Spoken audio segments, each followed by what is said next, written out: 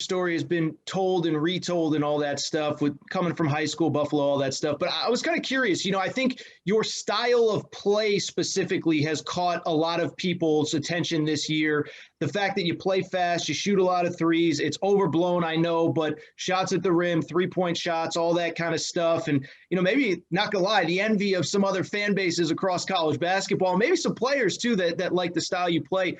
When did you as a coach think this is how I want to coach? This is how I want my guys to play? Was it at the high school level, Buffalo, Alabama? Where was that? It was back in high school. I was a math guy. I was a math major and taught math for a long time.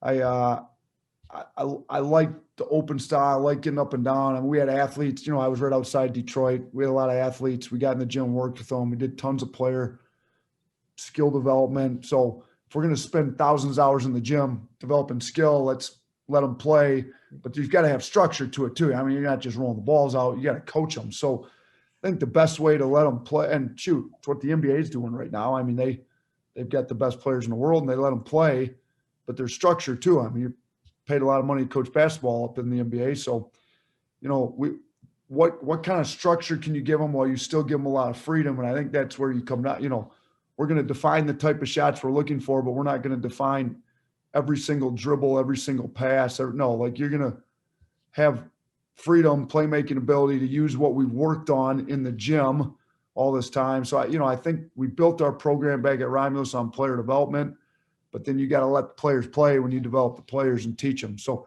that's where it really developed. Matter of fact, I talked to Vance Wahlberg this morning. He called me, he watched our game, he watched our Missouri game.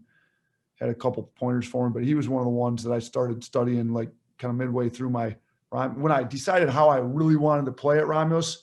And then he's, and Cal at Memphis and Vance had a big, so I got in touch with Vance and through mutual friends, and he sent me 6 DVDs from when he was at Fresno City College, and they were ridiculous back then. Like I don't know if you've ever watched any of his games when he was at Fresno City. You should get it. Yeah. Somewhere I got those DVDs somewhere still. Like they were putting up like 170, 180. Wow, really? Yeah, no, it's crazy. He was flying up and down the floor. So we put the whole system in. I dropped the pressing part of it because we found when we were playing high major point guards at Romulus, if you open the floor up defensively against these high major point guards, that didn't always go as well. But we kept the offensive, a lot of the philosophies, the space, his original – Cal Perry named it dribble drive motion, but I think Vance's original was attack, skip, attack, getting multiple sides of the floor and playing aggressive, attacking downhill. So a lot of it goes back to them. The first year he was at Pepperdine, me and Josh Baker, my assistant, who was with me here down at Alabama last year too, but he was my assistant at Ramos. We used to go to either an NBA training camp or a college during the first week, or a lot of times we do both because training camp started in October or start, like late September. Basketball would start college would start in October. So we try to do both, but we went out to Pepperdine the first week that Vance was at Pepperdine, spent a whole week with them, and it was great. So, yeah, but back in high school is when but we've tweaked it every year. And we even tweaked it in the middle of this year with doing the stuff we're doing now. We're always looking to make it a little bit better if we can. And we're trying to tweak it right now because we're not playing very well on offense right now, to be honest with you. Well, you're banged up. You get half your team's out on the sidelines on crutches and stuff. But by the way, for people who don't know, Vance Wahlberg, dribble drive, John Calipari kind of implemented a lot of that at Memphis, and obviously that's what Coach Oats is talking about right now. Yeah, it's just and I'm a fan first. I don't claim to know the game as well as you do or anyone at that level or at your level.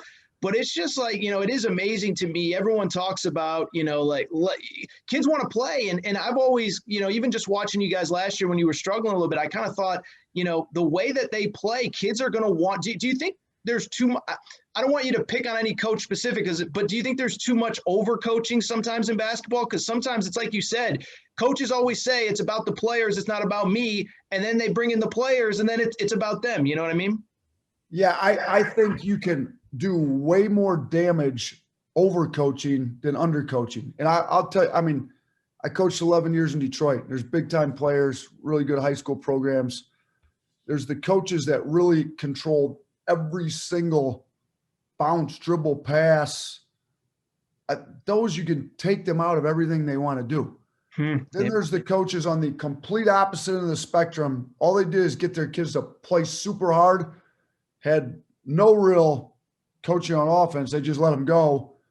They were more dangerous than the teams that were like coached well. You know what I'm saying? I mean, there's a happy medium in the middle. Like you can't roll the balls out like a PE teacher and just get them to play hard. But I think that coach is a lot better than the coach that makes them, you're going to do it the exact same way I tell you to do it. Like turning guys into robots is not playing basketball. Like at least not the way I want to coach basketball. So I'm not trying to coach every dribble, every pass, every screen. Like we're trying to, if you're not teaching them how to play in practice, then you're not really doing your job. That's how I think. So like in the game, I don't even like to, I tell our team all that. I give them the first 3 sets out of the gate. When we're playing our best basketball, we don't even run those 3 sets out of the gate. We get to the first one, maybe, but when we're taking it out of the net, even on a make, but preferably on a miss, when we're getting a rebound to make a steal, I want them playing in the flow, like playing, like hoop. Let's go hoop. Now we've got principles and spacing principles, and we're going to define the type of shots that you can take.